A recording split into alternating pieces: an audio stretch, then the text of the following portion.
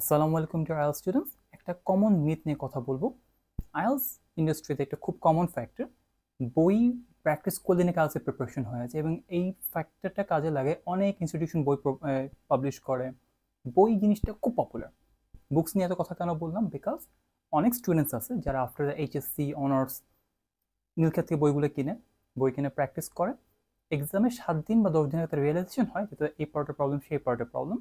তারা বিভিন্ন জায়গায় কোর্স টোর্স করে হাবিজাবি একটা প্রিপারেশন নিয়ে কোনো রকম একটা এক্সাম দিয়ে একটা অ্যাভারেজ স্কোর পায়। এখন কেন বলছি কথাটা? এক্সাম ফি এই বছর কিন্তু হয়ে গেছে অলমোস্ট 25,000 টাকা, যেটা কিন্তু 24,950। এখন যদি আপনি প্রপার প্ল্যানিং ছাড়া একটা প্রিপারেশন না নিয়ে কোনো রকম একটা এক্সাম দিলেন যেটা স্কোর ভালো না আসে, লসটা কিন্তু আপনার হবে, কারণ double exam is almost 50,000। It's not a small সাম।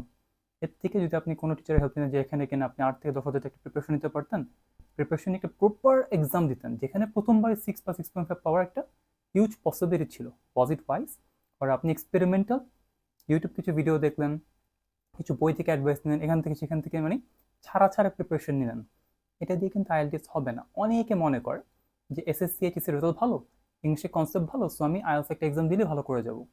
90% লোক আইএলটিএস থেকে আন্ডার এস্টিমেট করার কারণেই আইএলটিএস খারাপ করে।